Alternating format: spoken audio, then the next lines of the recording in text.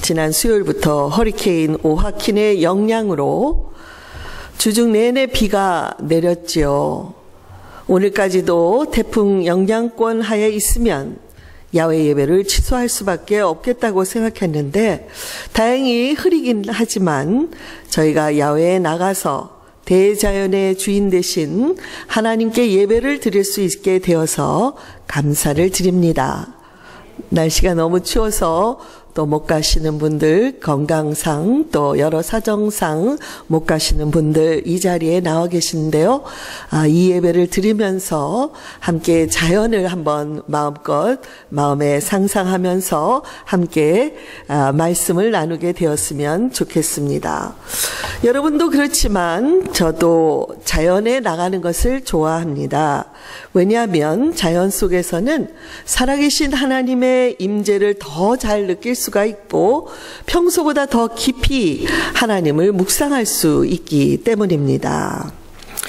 영성에도 색깔이 있다라는 책을 쓴 게리 토마스는 영성의 정의를 우리가 하나님과 관계를 맺는 방식이라고 했습니다. 그리고 모든 사람의 성격이 다 다른 것처럼 각 사람의 영적인 기질도 다 다르기 때문에 그들이 하나님과 관계를 맺는 모든 방식이 다 다르다고 했습니다. 하나님은 인간을 창조하실 때에 각 사람에게 특정한 성품과 영적인 기질을 주셨습니다. 그래서 우리가 드리는 예배도 하나님을 경배하고 찬양한다는 그 본질은 같지만 다양한 영적인 기질에 따라 그 형식을 다양하게 드릴 수가 있는 것입니다. 게리 토마스는 이 책에서 많은 영적인 기질 중에서 대표적인 9가지의 영성을 소개하고 있습니다. 자연에서 하나님을 사랑하는 자연주의 영성, 오감으로 하나님을 사랑하는 감각주의 영성, 그리고 의식을 드리고 상징으로 하나님을 사랑하는 전통주의 영성, 고독함과 단순함으로 하나님을 사랑하는 금욕주의 영성, 사회 참여와 대결로 하나님을 사랑하는 행동주의 영성, 이웃사랑으로 하나님을 사랑하는 박애주의 영성, 신비와 축제의 예배로 하나님을 사랑하는 열정주의 영성, 하나님만 바라보고 묵상을 통해 하나님을 사랑하는 묵상주의 영성, 마지막으로 생각과 연구 등의 지적인 방법으로 하나님을 사랑하는 지성주의 영성. 여러분은 어디에 속하신다고 생각이 드십니까?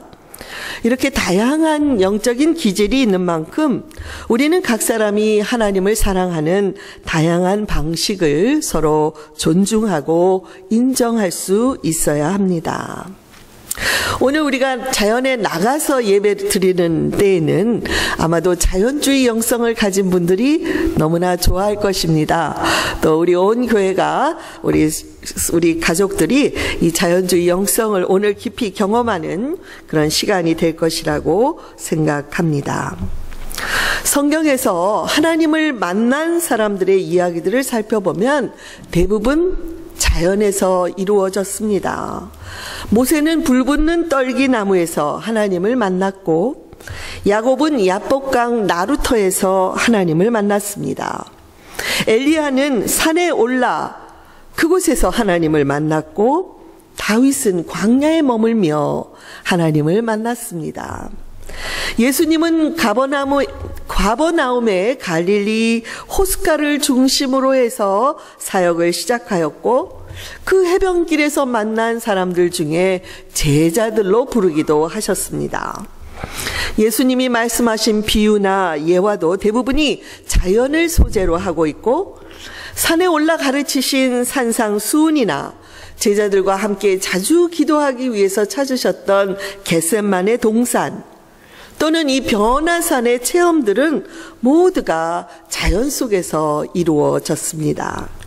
그래서 오늘날에도 많은 성도들은 특정한 시간을 내어서 하나님께만 머물러 있기를 원해서 자연 속에 있는 수양관들을 찾아가곤 합니다. 자연에 나가서 말씀을 묵상하면 그 의미들이 더 생생하게 살아나고 자연만이 주는 고요함과 단순함의 그런 환경에 머물러 있다 보면 복잡하고 분주했던 우리의 몸과 마음이 회복되고 영혼도 맑아지는 것을 경험할 수가 있습니다. 때로 여러분들이 여행을 가서 정말 위대한 자연의 모습을 보면서 하나님, 이 단순한 한마디의 외침 외에는 말로 형용하기가 어려운 그런 경험을 했을 적이 있을 것입니다. 하나님께서 지으신 신묘막측한 창조의 아름다움을 어떻게 인간의 언어로 다 표현할 수가 있겠습니까? 대신에 우리의 영혼 깊은 곳에서 하나님의 놀라운 이 창조의 솜씨를 찬양하는 노래를 불렀던 적이 있을 것입니다. 바로 오늘 본문인 시편 8편은 대자연 속에서 창조주 하나님의 영광을 찬양하는 시입니다. 어떻게 시작을 하죠?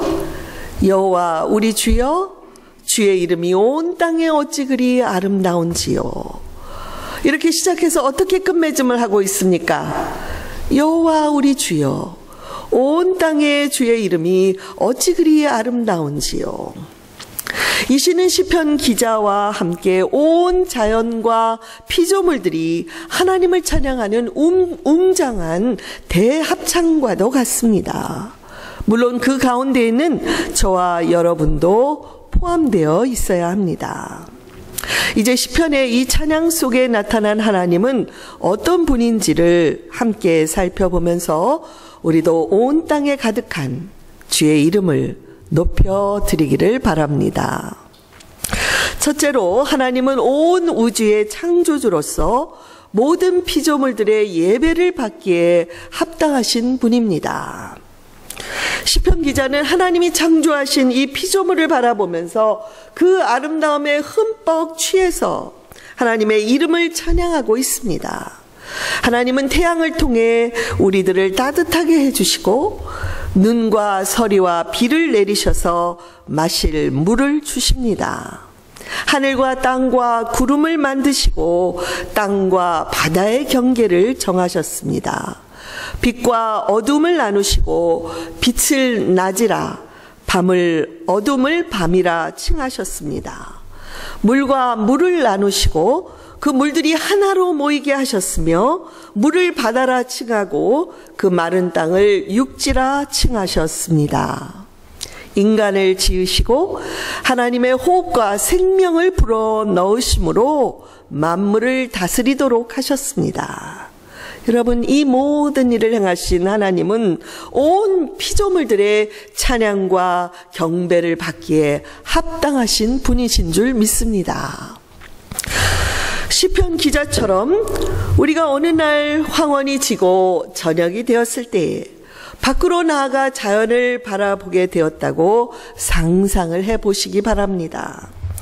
해지는 노을의 아름다움 앞에서 한참을 서서 바라보다가 문득 고개를 들어 하늘을 바라보니 어느덧 별들이 하나씩 둘씩 밤하늘을 수놓기 시작하고 조금 더 머물러 있으니 캄캄한 하늘에 별들의 향연이 펼쳐지기 시작합니다.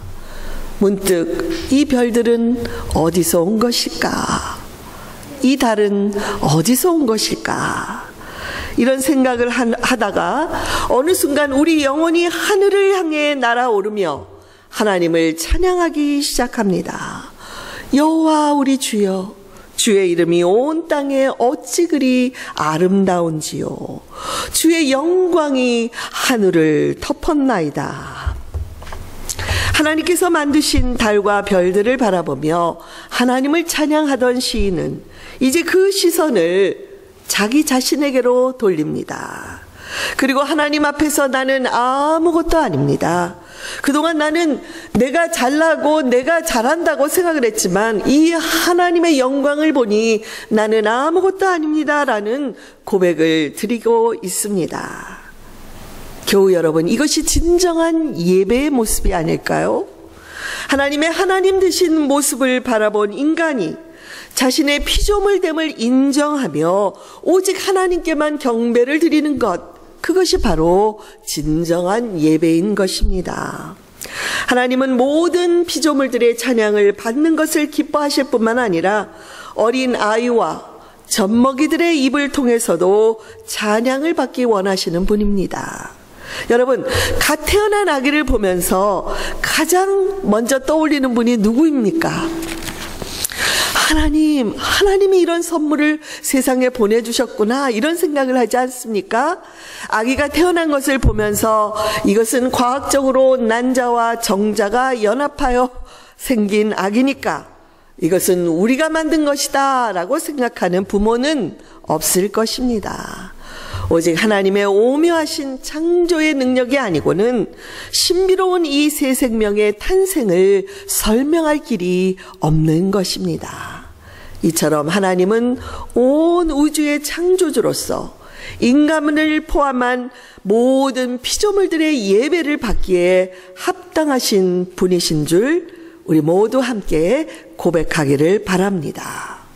이런 특별히 우리가 자연에 나가서 예배를 드리는 날은 자연과 더불어 우리도 자연 속의 한 피조물로서 하나님을 높여드리고 그의 이름 앞에 영광을 올려드리게 되기를 소원하는 것입니다. 둘째로, 하나님은 하나님의 형상으로 지으신 우리 인간을 생각하고 돌보아 주십니다.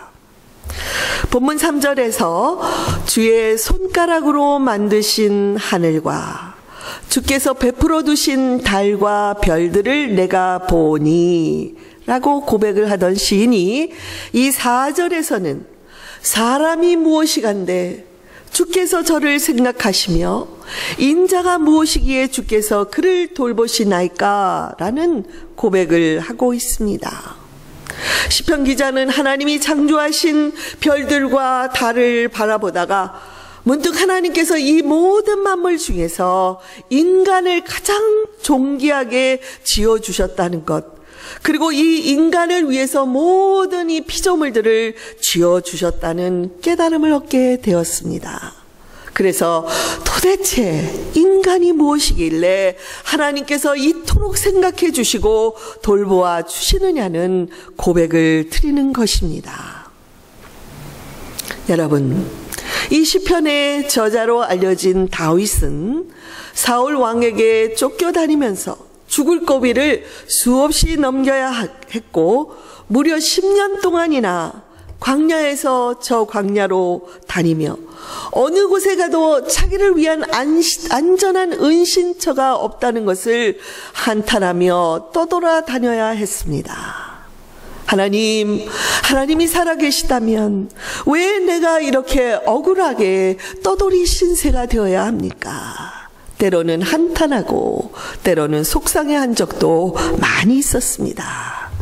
그러던 어느 잠 못 이루던 밤에 숨어있던 동굴에서 나와서 문득 고개를 들어 하늘을 바라보니 밤하늘에 가득한 별들을 보게 되었습니다.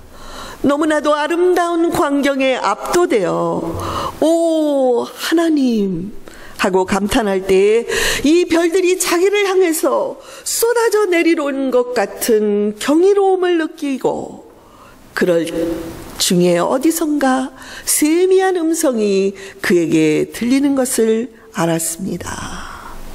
이 별들이 아름다우냐? 나는 이 별들보다 더 아름다운 너를 지은 하나님이다. 나는 네가 어디를 가서 무엇을 하든지 너를 지키고 돌보아 줄 것이다. 그러니 너는 아무 걱정하지 말아라.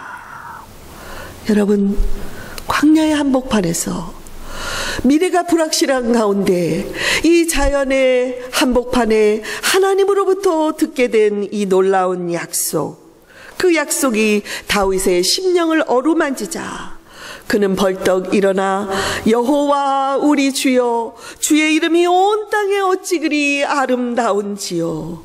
이 찬양을 올려드리면서 주여 사람이 무엇이간데 주께서 저를 생각하시며 인자가 무엇이간데 저를 돌보아 주십니까? 이런 고백을 드렸던 것입니다. 본문 5절에서 다윗은 이렇게 고백합니다. 하나님께서 사람을 하나님보다 조금 못하게 하시고 영화와 존귀로 관을 씌워주셨다는 고백을 드리고 있습니다. 여러분, 다른 성경 사본에는 여기 하나님 대신에 천사보다 조금 못하게 하셨다고 번역한 것도 있습니다. 언뜻 보기에 이 웅장한 자연에 비하면 사람은 아주 보잘것없어 보이고 아무런 힘도 쓰지 못하는 것처럼 보일지 모르지만 하나님의 형상으로 창조된 인간은 모든 피조물 가운데 가장 뛰어난 존재로 지음을 받았고 그로 인해 하나님으로부터 오는 영화와 존귀의 관을 쓰고 있다는 것을 고백하고 있는 것입니다. 사랑하는 교우 여러분, 저와 여러분도 하나님에 의해서 존귀하게 지음을 받았다는 것과 우리에게도 하나님의 영화와 존귀의 관을 씌워 주셨다는 것을 믿으시기 바랍니다. 누가 뭐래도 아무리 초라하고 아무리 부족하고 나이가 들었고 병든 몸이라 할지라도 우리는 하나님의 영화와 존귀의 관을 쓴 누구보다도 하나님이 인정해 주시는 존재라는 것을 한순간도 잊지 마시기 바랍니다. 여러분, 이 말씀을 우리 삶에 다시 적용한다면 우리가 매 순간 하나님께 영광을 돌리며 살아가야 한다는 의미이고 하나님의 형상대로 지음 받은 인간답게 죄를 짓지 않고 오히려 그 죄를 다스려야 하고 하나님의 성품을 닮아 이 세상을 하나님의 나라로 가꾸어 가라는 말씀인 것입니다. 그런데 여러분, 지난주 목요일에 있었던 것과 같은 오레곤주의 한 커뮤니티 칼리지에서 총기 사건이 일어났습니다.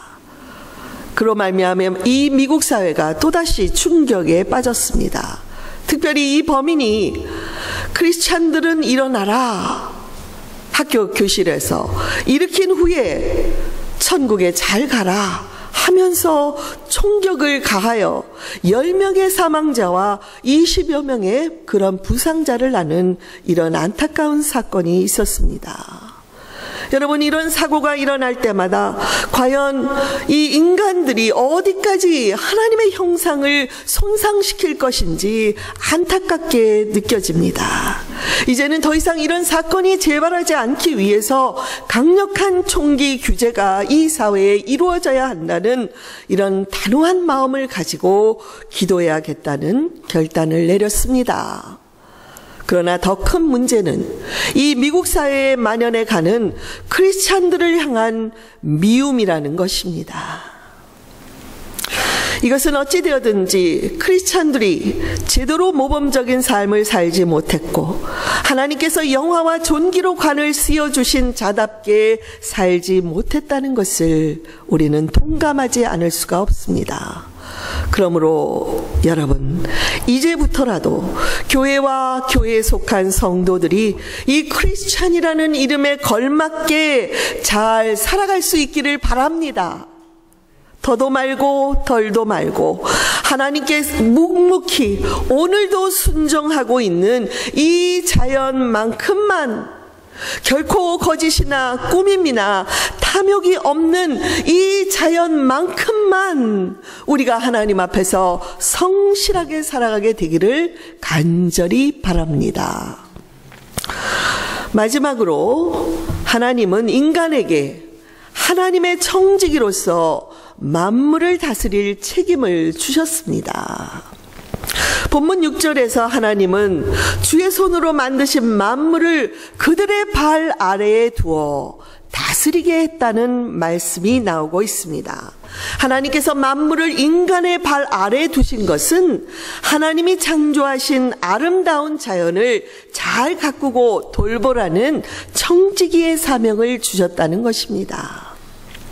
하나님께서 모든 자연과 동식물을 지으신 후에 마지막 6째 날에 하나님의 형상대로 사람을 남자와 여자로 창조하시고 그들에게 복을 주시면서 생육하고 번성하여 땅에 충만하고 땅을 다스리라고 말씀하셨습니다.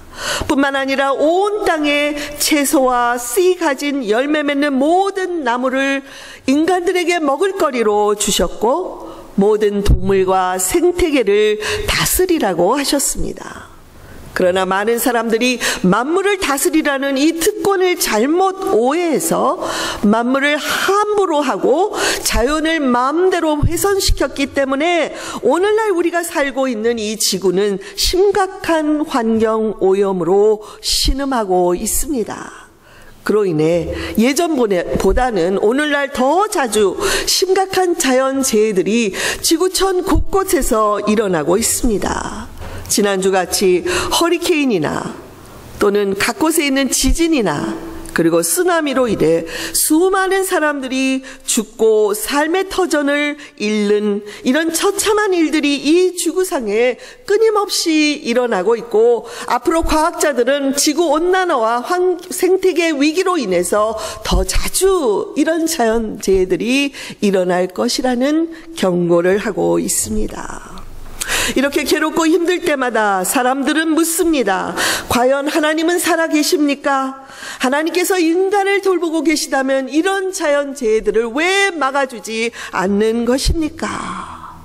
여러분, 이런 끊임없는 질문을 하지만 만약에 인간이 하나님께 순종하여 자연계의 청지기로서 그 책임을 다하고 성실하게 잘 돌봤더라면 자연재해가 아주 없을 수는 없더라도 이렇게 빈번하게 있는 사태는 발생하지 않았을 것입니다. 지난주에 미국을 방문한 프란시스코 교황은 지난 6월 18일에 교황령의 회칙을 발표했습니다. 찬미를 받으소서라는 이 회칙은 지구의 환경 문제에 대한 성찰과 크리스찬들의 회개 그리고 합당한 실천 행동을 하자고 촉구하는 내용입니다. 현재 당면한 지구의 생태계 오염은 환경 오염과 기후 변화 그리고 특히 지구 온난화와 식수 오염 등으로 심각한 상황에 처해 있다는 것입니다. 교황은 특별히 미국 의회의 연설과 유엔에서의 연설에서 세계의 지도자들이 지구 환경 문제에 적극적으로 나서줄 것을 촉구했습니다. 우리 교회가 속해 있는 연합감리교회의 사회 원칙에도 분명하게 이 환경 문제에 대해서 심각하게 대처하고 우리 인간들이 자연계의 청지기로서의 책임을 다해야 한다고 강조하고 있습니다. 그동안 자연의 자원들을 오용하고 그리고 마음대로 개발함으로써 우리 미래 세대에게 남겨주어야 할 자연유산이 위태롭게 되었다는 문제점을 지적하고 있습니다. 그래서 교회와 교인들이 솔선수범해서 이제까지 무의식적으로 우리가 생태계를 파손해온 우리의 생활 방식을 고쳐나가야 한다고 강조하고 있습니다. 사랑하는 교우 여러분, 이렇게 중요한 자연을 그동안 우리가 소홀히 해왔고 마음대로 오용해 왔다는 것을 인정할 수 있기를 바랍니다. 이제라도 우리가 자연을 바라볼 때마다 온 땅에 가득한 주님의 이름을 떠올리며 하나님께 합당한 경배와 예배를 올려드리게 되기를 바랍니다. 또한 주님이 우리를 위해서 베풀어 주신 이 모든 자연계를 사랑하며 성실한 청지기로서 돌볼 수 있기를 바랍니다. 우리가 자연에 대한 우리의 올바른 책임을 다할 때 우리는 비로소 하나님 앞에서 영광과 존귀로 관을 쓰고 살아가는 자들의 모습이 될 것입니다.